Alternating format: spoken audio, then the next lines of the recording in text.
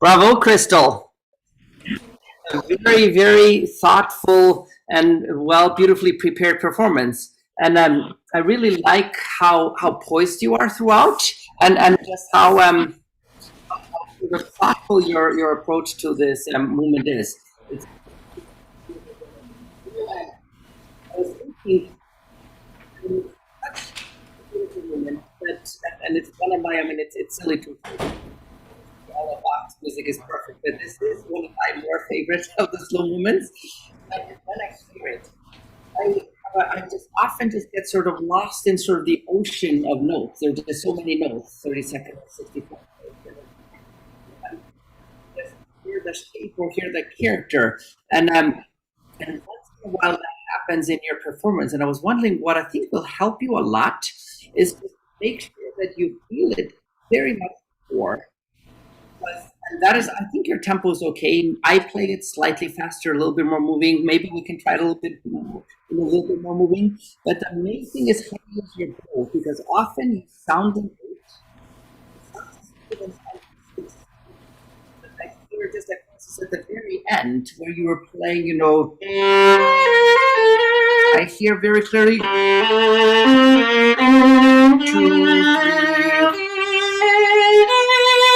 And then the music starts sounding a little bit heavy. And I think it's going to be very helpful for you to do it very much in a slow form, which it is. And what will help us with that, because so much of sort of the harmonic beats are on the strong beats. And in sort of early Baroque music like this is, or in Baroque music, in these slow movements, the first beat is strong, second beat is weaker, third beat is strong, and then fourth beat typically lead that. And this is very, very Baroque. Even when you just see, like, you know, pictures of Baroque buildings, or like even, you know, if you go to Europe and actually are inside a Baroque building, you see the pillars, and then there's all this like decoration. And then you see pillars, and then they're all this decoration. And I think it would be very helpful for you if you are a little bit more aware of that. So for instance, just a very, you have one.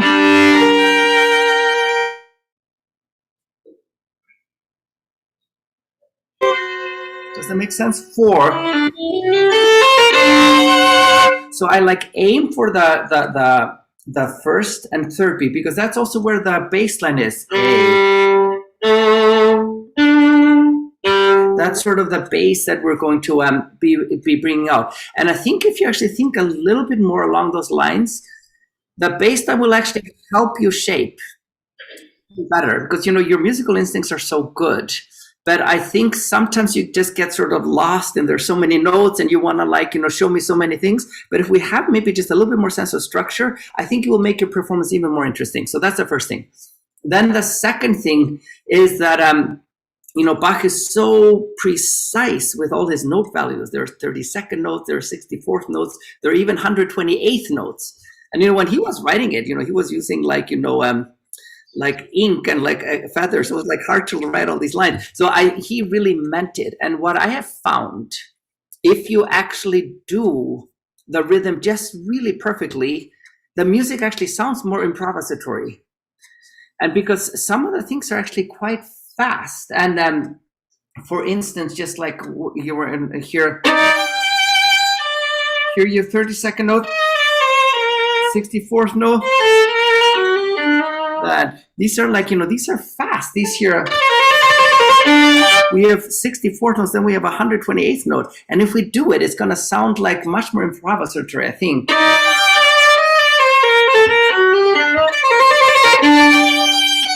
I think it will just like give it a little bit more sort of motion, which actually your performance lacks a little bit. And then the third thing that I think will improve your performance a lot, and this happens so much in Bach, is I sometimes hear sort of, it could be Zoom, but I often hear like sort of extra sounds right before chords. I hear like sort of open strings, or I hear like other fingers or things like that. So we should actually practice and work on maybe sort of coordinating that like starts of chords are just always clean. So for instance, when you play this chord, I don't hear anything before that. I sometimes hear like something in between. So I want you to start listening for it. I'm actually going to practice a couple of those places with you, because it will make it just a much more just cleaner. And also I think you will just be a little bit more confident, because once we start hearing sort of extraneous noises, we get a little uncomfortable. And once in a while, like before, like, you know, like some of the difficult chords, like you're a little bit sort of scared how you play that because of this chord. So I hear like extra noises. So I want to just work on that a little bit. But let's work on the beginning and show me that in order to like sound in four, a lot of it has to do with how we use our bow. So when you played it for me, I like the way you play that first chord. But then your bow speed was a little bit too monotonous here. So then it's hard for me to hear that the second beat is weaker and then the third beat is stronger. So you may have to, if you were to say it, you would probably so natural say 1 and 2 and a dee da dum ba da dum. So then our bow has to do that, right? So maybe start with less bow. Does that make sense? So I need to hear.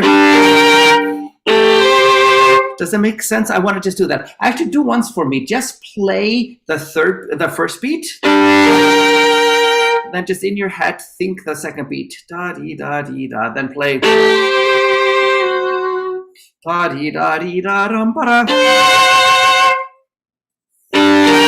Just do that for us. Just play those main chords once. If you're brave and want to, you can sing the second and fourth beat out loud. Otherwise, right now, you know, do it at least in your practice room. Now you can just like sing in your head.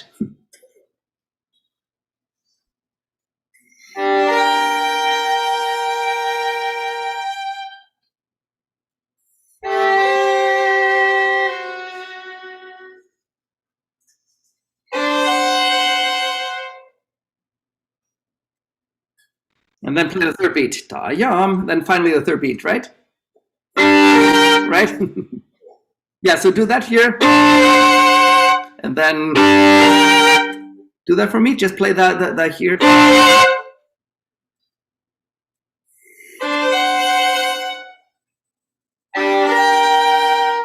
Because you hear then there's such a clear harmonic progression.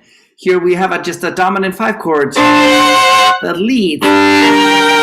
So if you hear those chords, I think it will sort of help you or assist you how you should play then the things in between. Does it make sense? So now from here, now I like the solemn approach that you have. So keep that, but still like aim for those chords, right? Let's go from the beginning.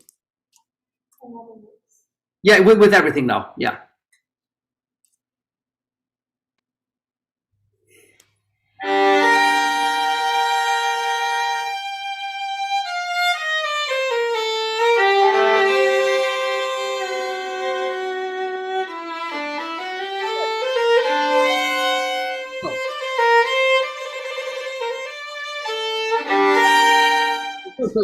Good. That's already better. Sorry. Yeah, you can't always hear me. Okay, that's better. You know, we have such limited tools how to shape. It's basically just the bow, but then it's sort of limitless how we use our bow. And so I want to work on sort of 2 things. I want to first of all talk a little bit about how you play the chords, because right now I think you're working slightly too hard to get the chords. So in the opening, that first chord, you know, right now, maybe because I was talking about showing the first and third beats, you're playing them a little bit sort of more assertively, or maybe a little bit, for lack of a better word, like kind of a little bit more aggressively than you did in the opening. What are you thinking in terms of mood for just the very first line? Yeah, what are you thinking in terms of a mood? What kind of mood are you thinking in the first line? So you know what? I can hear you. Just maybe it's the mask. I can hear you. Solemn and sad. I agree with you. So let's often, when I'm looking for a a sound, I will often just play sort of the first note. So maybe just for now, just play the top note, and this is sort of my process when especially when I have chords. I just like look for the sound, and once I'm happy with the sound, then I just add the B flat, then I just add the D. And the reason I like to do that is because, you're so well set up, but sometimes I find your motion's not just quite fluid. And I sometimes find that you sort of change your bow, if you have a chord. But I think I want you to try once that if you can play beautifully on the E string, then you can play beautifully with 2 string without changing anything, just adding the other string. So look at my arm. Nothing changes.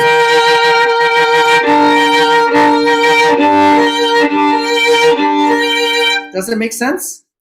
To do that for me, just play like 2 notes on like two bows on each note. So here, comfortable and solemn, comfortable and solemn.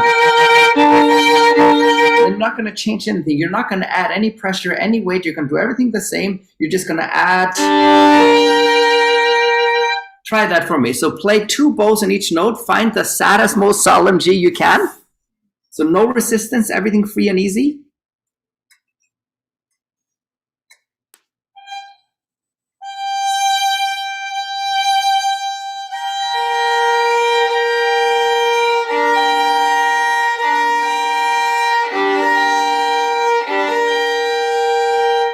Good, that's good. Now just play it like that.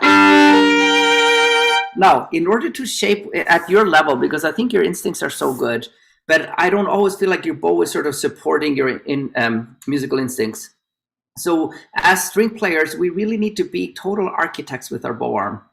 And I think you may want to practice a little bit, just, internalizing how you're going to do it. And then you tell yourself, okay, here, I need to start with less bow, right? Then more, so I can shape it. Because when you play for me, use a ton of bow here.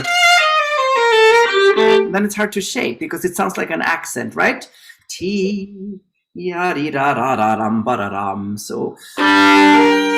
start with less bow. Can you show me that?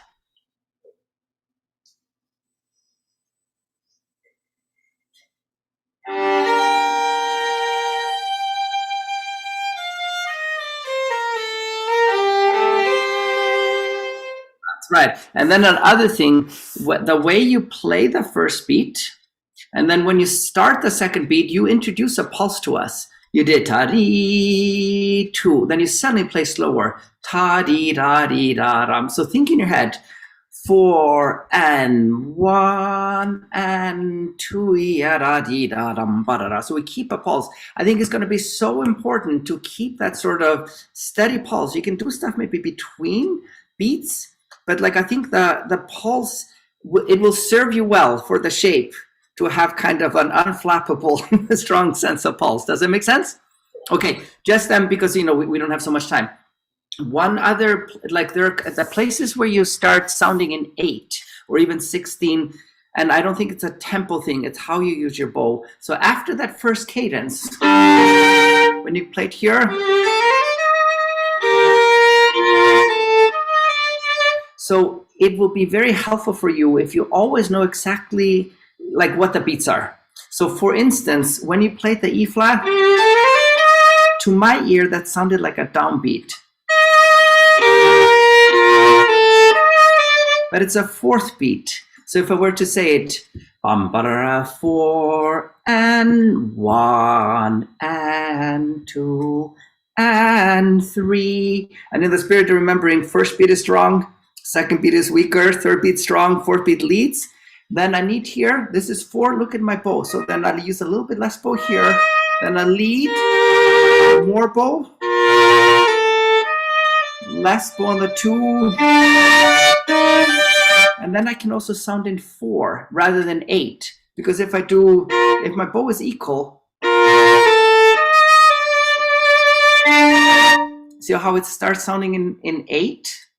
Even though I'm not playing slower, I think. It's all then it sounds, because I hear just equal 8th notes.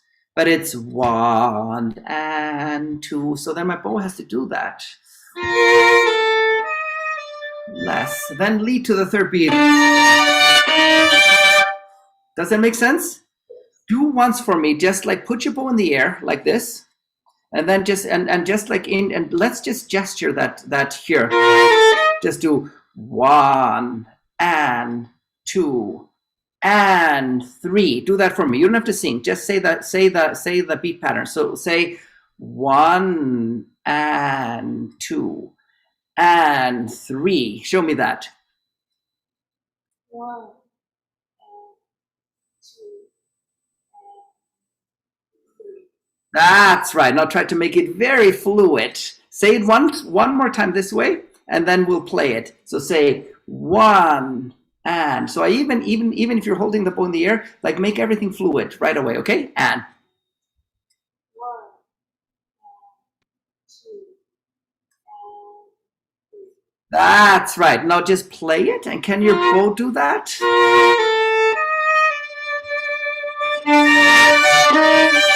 So show me that. So you're always just fluid with your bow. And I really just want you to kind of be aware of when you use a lot of bow, when you use a little bit less bow, so you can really shape with your bow. Show me that now. Play the pitches. First from the downbeat.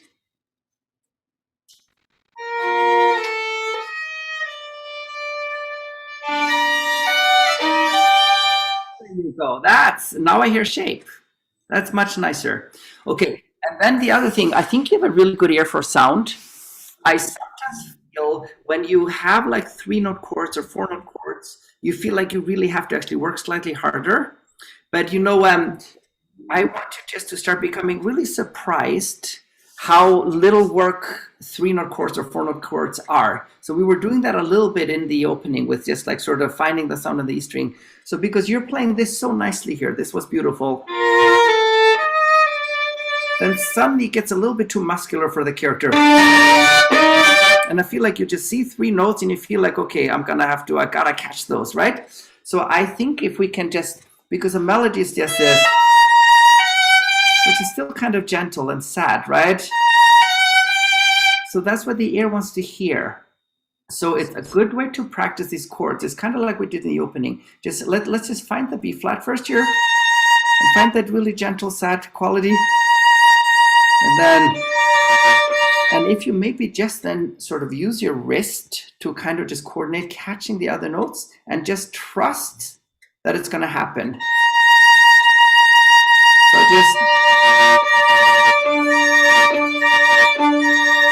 because the violin is actually designed to kind of ring. So like the less kind of keeping the sound in or like working too hard, actually the better. So give me the B flat, start up bow. Find the most gentle B flat you can.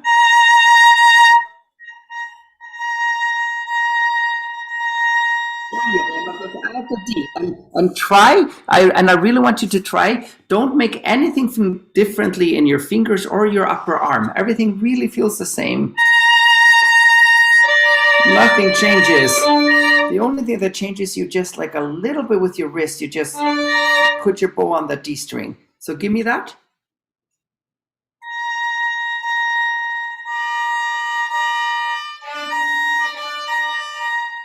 That's right. And then when you practice the chords, I feel like, and you'll find this when you start practicing the fugue. When we play chords, I think we almost always start well, but we very often end poorly. So you started well, but then it's sort of this extra push. So focus on ending nicely. So often if my chord doesn't sound good, I will sometimes just stop on the top note.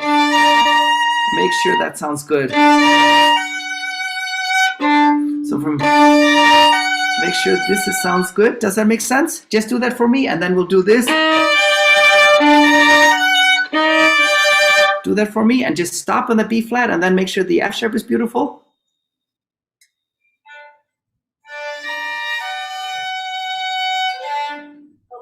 That's it. That's it. And then let's do the here. Now this is actually good because I want to practice this also, because this was one of those chords where I heard sort of stuff, and it's actually most of the time when we hear sort of extra noises in chords, it's almost always a left hand thing. And here, so I often like to just, I always, when I practice, I always take care of the left hand first, because the left hand is just more complicated, because when you're playing this, a bow is literally just doing da, da, da, which is not that difficult or complicated. But then we have to coordinate with our left hand, right? So here, so when I do these, when there's like something that is not clean, I will often practice first just like, then I'll just simply wait. And then I'll like kind of tell myself what the next chord is, just like E flat, D, G. And then I'll just tell myself it's 1, 3, 2. I have all sorts of conversations with myself when I practice. And the whole point is then your head is going to be quicker than your fingers. And when your head is quicker than your fingers, then things seem easier. So here, and I'm just going to wait. So just do that for me here. Now just wait and tell yourself what the pitches are. And then you will like, in your mind, you're like, oh, okay, that's right. My first finger has to go from that F sharp all the way down to the E flat on the D string. So I have to like smoothly get here, and I have to make sure that my first finger and bow are together. And after you've done that a few times, because your head is quicker than your fingers, it won't seem so difficult. So do that, wait. So play this for me. And now I'm attacking you from all directions. Make sure the F sharp is gorgeous. Without pressing, then you just wait, and then you're ready for your next chord. And tell yourself what the pitches are and what the fingers are going to do. Do that for me.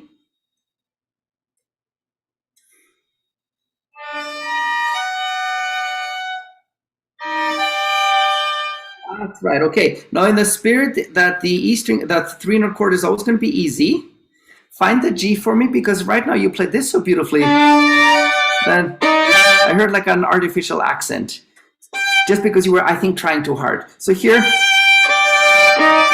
let's just do that exercise where you play the G for me and make it just like a nice open sound, no resistance.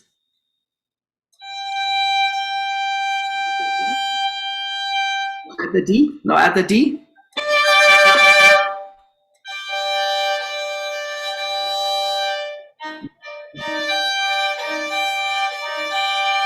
There you go, exactly. Now put it together.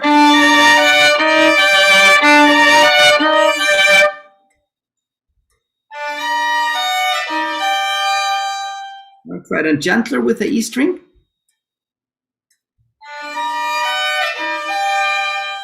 That's the idea. That's the idea.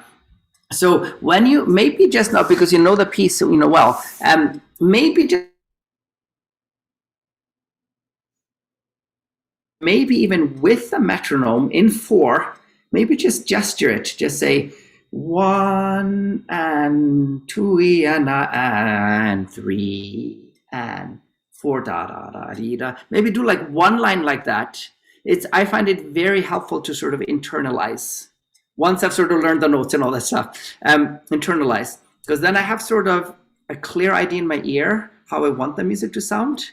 Then I have also sort of a clear kind of, I guess, physical, how it's going to feel physically.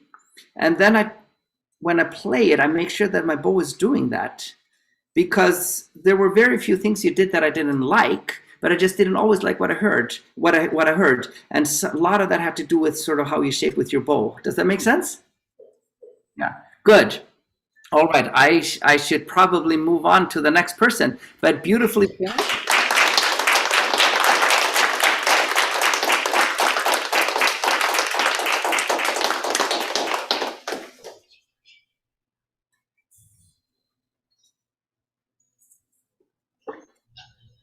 Our next performer is Audrey Kim. Audrey is a student of Jan Freiberger. She'll be accompanied by Judy Kim, our staff accompanist, and she'll be playing the first movement of the Dvorak by a Lincoln concerto. And I neglected to mention that Crystal is a student of Juliet Ken. So please welcome Audrey.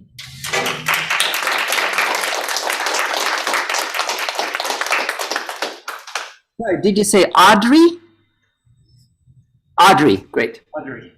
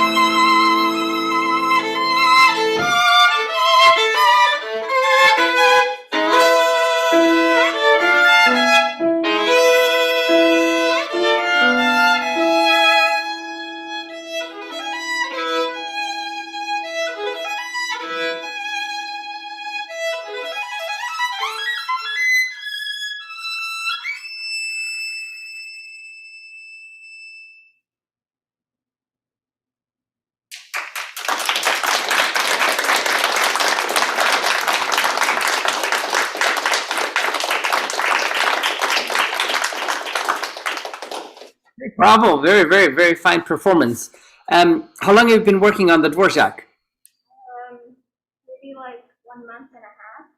Okay, yeah, so it's new. You're already playing it very well, and you're gonna sound great on it. You know, it's a gorgeous, gorgeous concerto. There are a lot of people that criticize it for its lack of structure, and it's been sort of it's been considered by some to be a little bit inferior than some of these other great romantic concerto because of that. And it is true. There's no like it's not as just clear structure wise concerto or you know any of the Mendelssohn or any of the other great concertos, but I actually find it to be a something that we can take advantage of, and it would be very helpful, I think, for you your sort of getting to the when you start keep on working on it and making it better is actually they're just if you sort of view just all these sections just having a very, very defined character for all of them, and finding and looking for the sounds that are just going to be just right for that particular character. So for instance,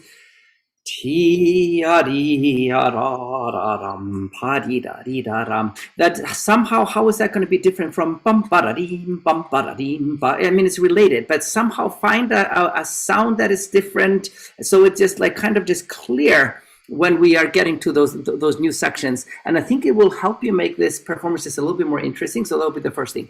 Then the other thing that I find very helpful in playing Dvorak, but also a great challenge, is you know, Dvorak's music is it's so how should I say, like melody based.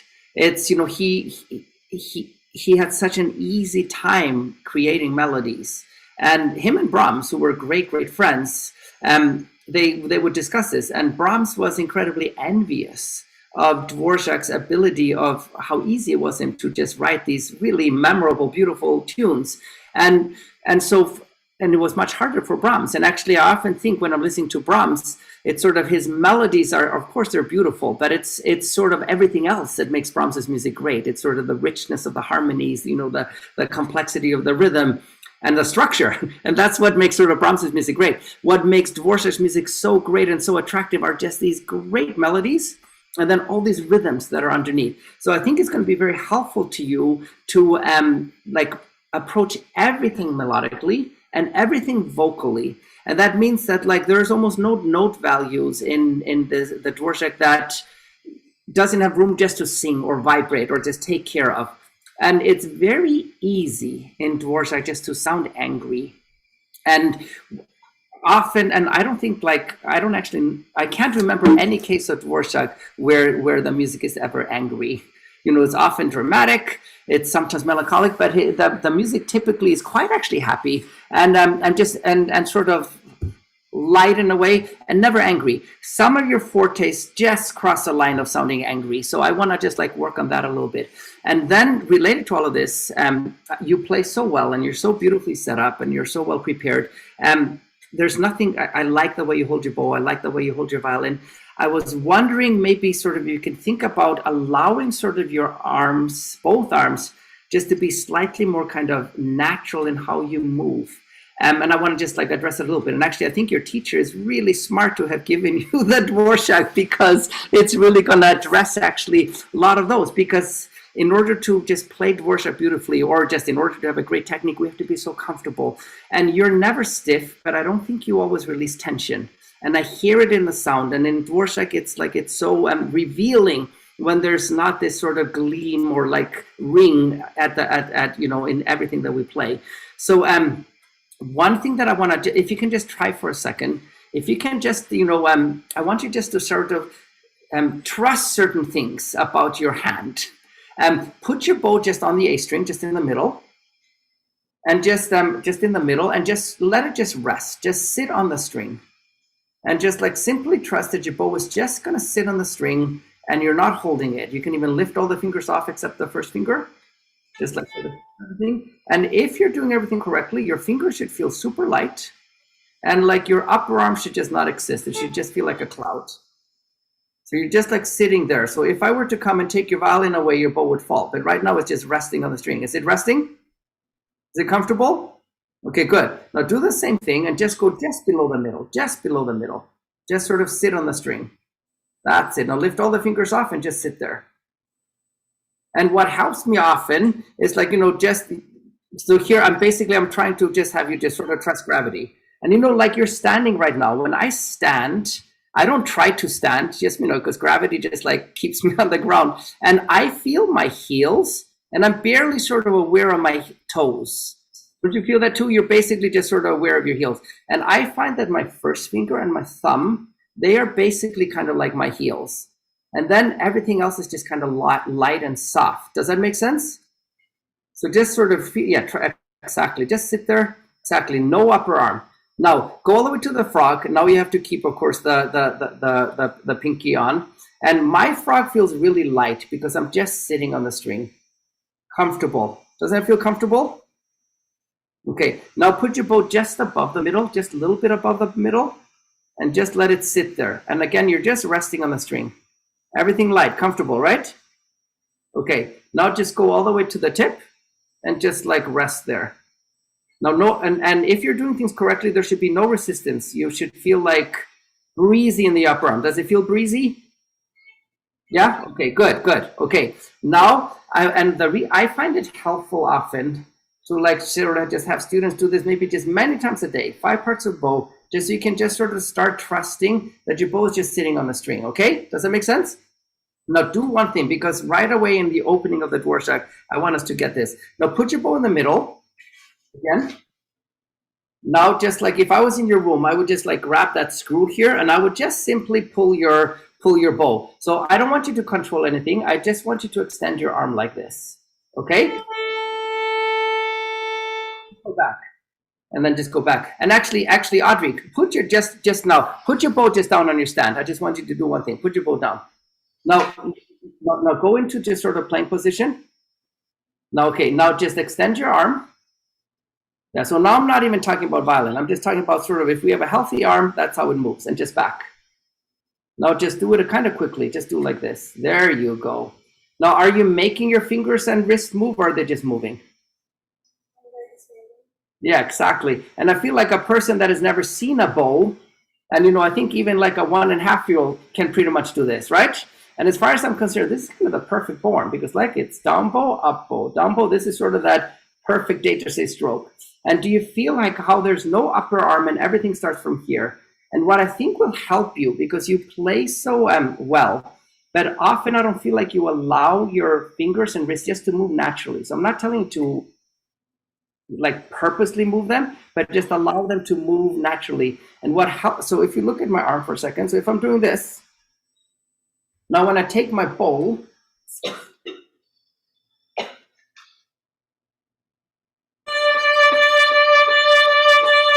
now when I use a lot of bow, nothing changes. I'm just using more bow, right? Right? And then so if I'm playing on the string or off the string, it looks and feels the same, but it sounds different, right? Now, so basically what I want you to think, no matter how fast or slow you play, everything starts from here. So the 3 things that I think will help you a lot just to become a little bit more sort of comfortable maybe is just trusting that you're always resting on the string. Then no matter how fast or slow you're playing, all the music always starts from here. And then just the last thing that helps me is my index finger sort of speaks, like make sure that I control the counterpoint and like sort of speak the words or the notes. So if I'm here, if I'm doing this, then no matter what I'm doing, it always looks and feels the same. So if I'm playing, or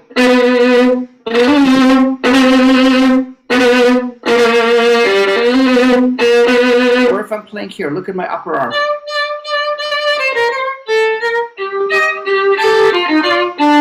So when I play this, it's no different than when I play. Does it make sense? So the only difference is how much bow, how little bow, how fast bow, how slow bow. So like all the music making comes from here. So I would like you just to think that right away in that Dvorak, because I don't think you're stiff, but I just don't think you always release tension. So once you now, just even when you play that first, as soon as you strike,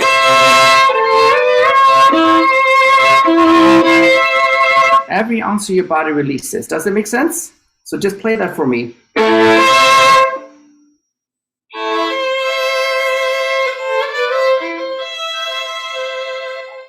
And now the other thing with your left hand, I find some, because you have good ears and your intonation is quite good.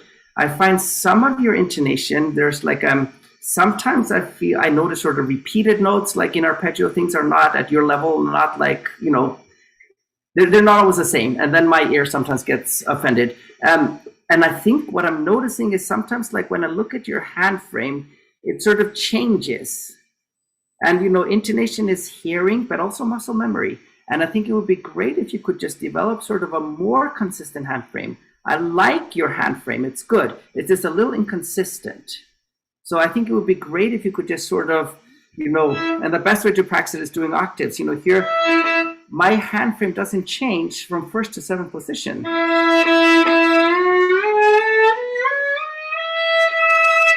only thing that changes is just that my distances get smaller. So every time I play fifth position, it's just always here. I don't know any other way of playing it. Or every time I play seventh position, you know, I don't know, third finger G string. I don't know any other way of playing it. It's just like, if my nose itches, it's always here. And, you know, when I eat, I barely ever miss. Sometimes I do, but I barely ever miss it. So it's so I like if you could sort of start developing like that muscle memory that things are always the same place. And when you're able to do that, now put your violin down for a second, just in resting position, just like this. And now put your hand out. Now just bring your arm sort of towards you. You see like how your whole hand goes together, and your thumb goes with your first finger, right? You're not doing like this, doesn't seem very natural, right? It's just here. And then when I'm lifting sort of my fingers, because this is really how I like you should be playing. So then there's no resistance. So even just here, when you play those thirds, in the spirit of that, it's just going this way, you will be surprised how light your left hand can be. That there's no resistance. It almost feels like you're playing harmonics. Do that for me just here. So feel like you're literally just like gliding on top of your string and just moving like this.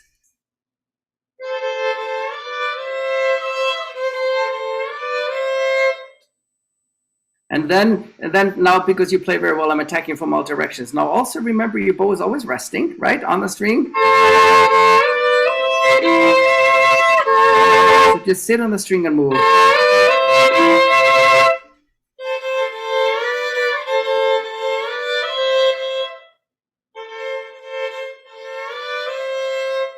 That's right, and you're playing it so well. Now I just want you to think sort of generous motions, that your bow is resting, everything is light, everything is easy. Play from the beginning and feel as soon as you strike, every ounce of your body is releasing, and you're just like resting at a good contact point.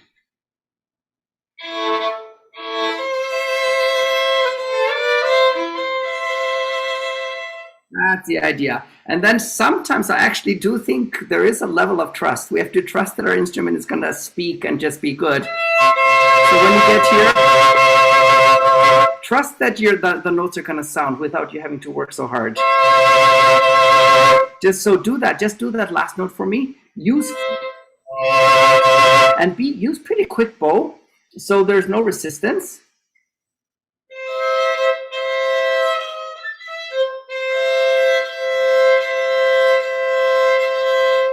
Vibe it a little bit.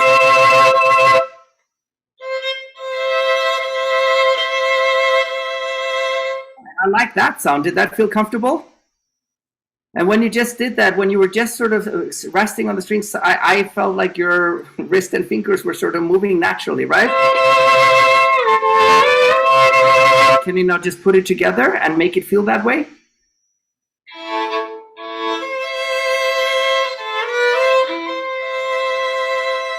Right. And you know, this is one of the hardest openings. And you know, I sometimes do your fingering. One finger that I've been experimenting with lately is just simply 1 3 1 3 1 3 all the way up. Because there's something a little bit cumbersome about the, like, I don't know, there for some reason it just seems so fluid. Just try that once.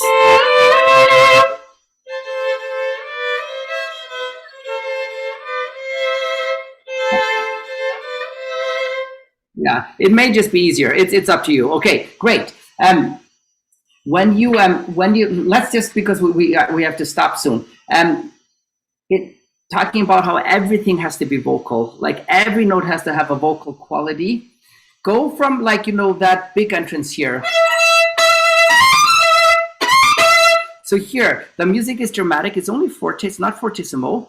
I want you to think about, like, sort of the character in a way that I want you to focus on clarity and shape, not just like playing loud. So then you hear, and then that means that here, so even this G sharp has to have an ounce of vibrato. So I'm talking to your ears now. Let's go from here. And play with Audrey, play with your pianist. It's like the first entrance of the violin. Yeah. Okay, it's okay. Just play, Audrey.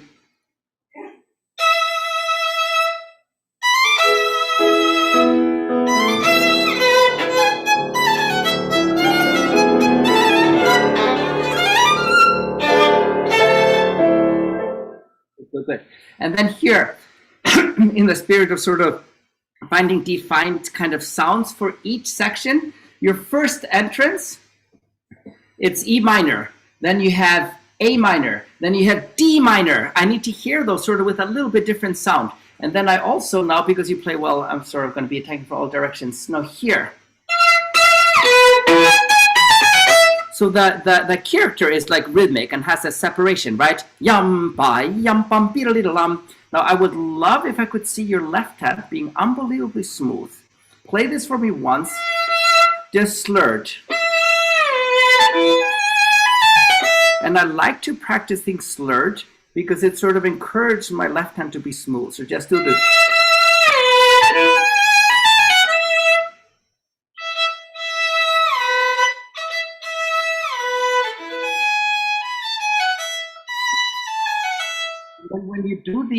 When you do those octaves, it helps me so much in order to keep the hand frame consistent. If my fingertips, especially in octaves, like my fourth finger and elbow are together, so it's actually my elbow is going to do the shift. So look at my hand. And look at my elbow, how it subtly changes. So my hand frame can stay the same. So then my left hand will feel so light and balanced. And then my bow can move as fast as it wants. But this is just so gentle, right? So like even if the bow has so much energy, your left hand will not be affected by it. So do that for me just a couple of times, just, you know. Up and down, and try to shift it that, like, make your two hands sort of move in the same speed, so it's smooth and liquidy.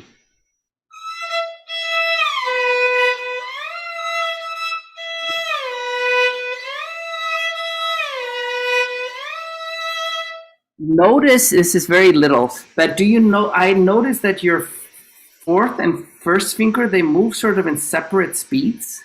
So they're not quite as one unit. So I want you to work on that when you practice your octaves than this. It will just make your left hand much more consistent. Okay, I know you guys have, I think you have chamber music at 3:30, right? Right. Okay. But you play very, very, very well. I think, and you're studying with a great teacher. This is the perfect piece to work on, like making everything sort of natural and lyrical. And I think if you can just like work on making everything in your technique sort of more fluid, almost more well-oiled, for lack of a better word, like relate to this, because you're beautifully set up. Just allow your motions to be natural. Be surprised how light your left hand can be. And then when you play that Dvorak, think about that everything is lyrical, everything is pleasant, everything is beautiful. Okay, bravo, thank you.